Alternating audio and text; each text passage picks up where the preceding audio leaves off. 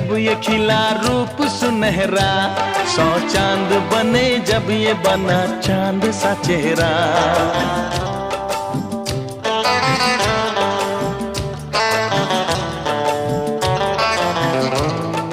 ओ 100 फूल खिले जब ये खिला रूप सुनहरा, 100 चांद बने जब ये बना चांद सा चेहरा। इतना भी कोई प्यार की राहों में ना गुम हो, बस होश है इतना कि मेरे साथ में तुम हो, मेरे साथ में तुम हो मेरे। বাতাস আর হলো মুক্ত পরিবেশ।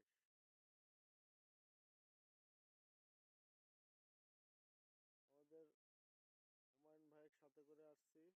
এই গ্রামের নাম কি ভাই? ভাল্লুক বের। আমি